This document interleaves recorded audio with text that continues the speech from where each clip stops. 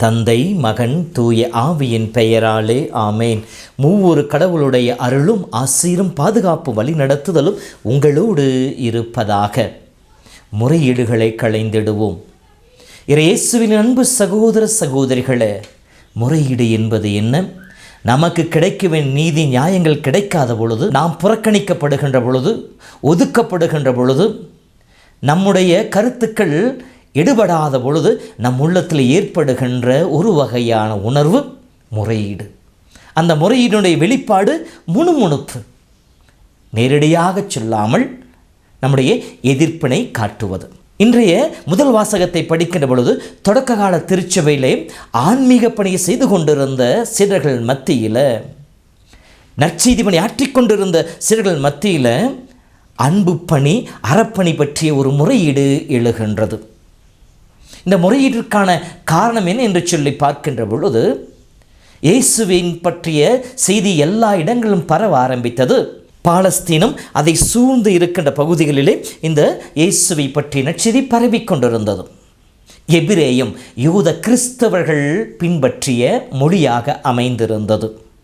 கிரேக்கம் என்பது நாகரிக மொழியாக இருந்தாலும் பிற இனத்தவர்கள் பாலஸ்தீனத்துக்கு வெளியே இருக்கின்ற யூதர்கள் பயன்படுத்திய மொழியாக இருந்திருக்கின்றது. இந்த எபிரேயத்தை பின்பற்றிய கிறிஸ்தவர்கள் தங்களிடையே ஒரு உயர்வு மனப்பான்மையை கொண்டிருந்தார்கள். தங்களுக்கென பல சலுகைகளை ஒதுக்கி வைத்து கொண்டிருந்தார்கள்.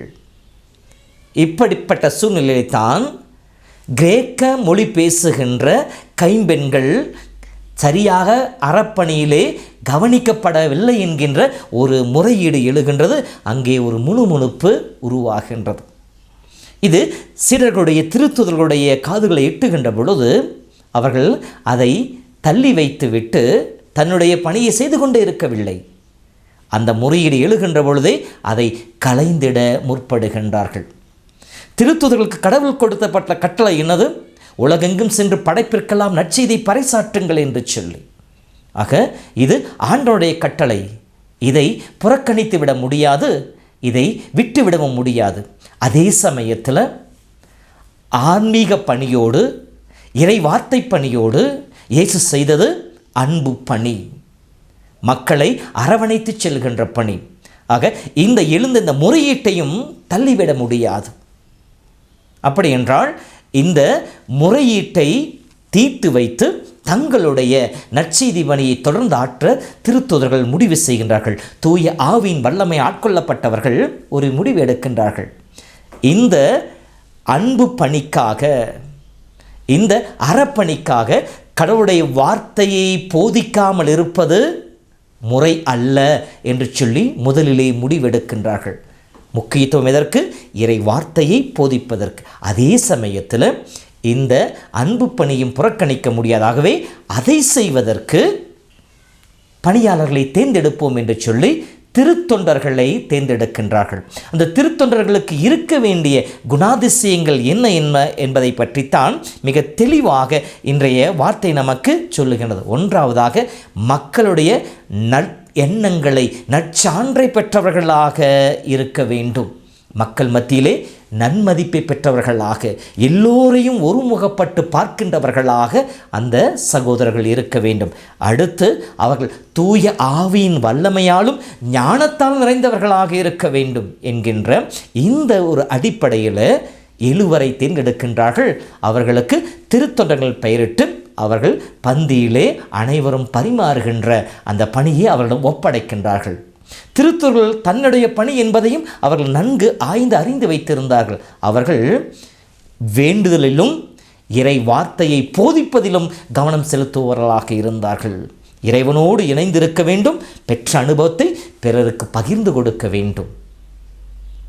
அன்பு சகோதரமே, இதோ இந்த வார்த்தையை படி தியானிக்கின்ற நேரத்தில் இறுதியாக சொல்லப்பட்டிருப்பது, சீடர்கள் அனைவரும் இதை ஏற்றுக்கொண்டார்கள். இயேசுவின் வார்த்தையானது எல்லா இடங்களும் பரவ ஆரம்பித்தது என்று சொல்லப்படுகிறது. இங்கே சீடர்கள் என்று சொல்பவர்கள் யார்? கிறிஸ்தவர்கள், இயேசுவை பின்பற்றியவர்கள், இயேசுவை ஏற்றுக்கொண்டவர்கள். எருசலேமை சூழ்ந்து வாழ்ந்து கொண்டிருந்த கிறிஸ்தவர்களுக்கு மற்றொரு பெயர் சூட்டப்பட்டிருந்து இயேசுவின் சீடர்கள் என்று சொல்லி. அப்படியானால் இன்று நீங்களும் நானும் சீடர்களே. இயேசுவை ஏற்றுக்கொண்டு இயேசுவை அறுதியிட்டு கூறிக்கொண்டிருக்கிற நாம் ஒவ்வொருவரும் சீடர்களே. அப்போது நம்மிடம் இருக்க வேண்டிய குணாதிசயங்கள் என்ன? அறப்பணியும் இருக்க வேண்டும், ஆன்மீக பணியும் இருக்க வேண்டும். ஆன்மீக பணி என்பது வேண்டுதலில் நிலைத்திருப்பது, இறை இயேசுவை பற்றி அறிவிப்பது. அன்பு பணி, அறப்பணி என்பது மக்களுடைய நற்சான்றோடு நம்மால் முடிந்ததை பிறருக்கு பகிர்ந்து கொடுத்து இறை உறவிலே வாழ முயற்சிப்பது. இந்த சீடத்துவத்திலே நாம் வாழ்கின்ற பொழுது நாம் இயேசுவை பின்பற்றுவர்களாக இருப்போம். நாம் பின்பற்றி இயேசுவை பிறர் அறிந்து கொள்ளும் விதத்திலே பிறருக்கு அறிவிப்பவர்களாக இருப்போம்.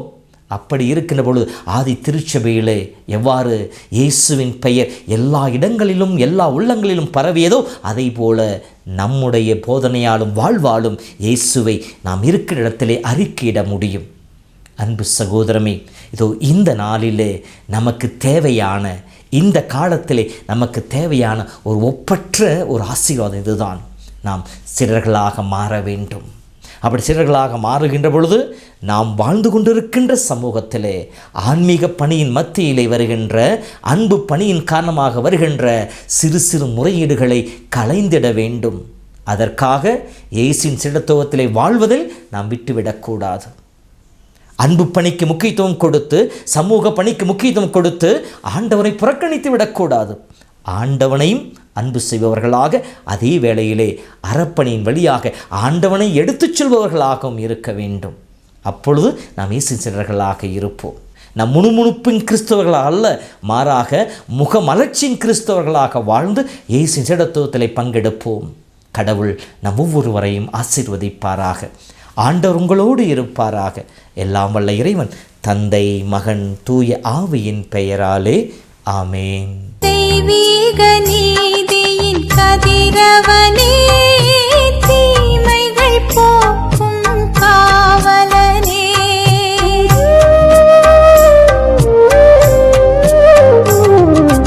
தெய்வீக நீதியின் கதிரவனே, தீமைகள் போக்கும் காவலனே, ஏழையின் கண்களை பாராயோ, என்னென்ன கவலைகள் தீராயோ, ஏழையின் கண்களை பாராயோ, என்னென்ன கவலைகள் தீராயோ, அடைக்கலம் தருகின்ற நாயகனே, அருள்மழை பொழிகின்ற தூயவனே, அடைக்கலம் எனக்கு நீ அல்லவோ, அன்புக்கு நீ ஒரு தாய்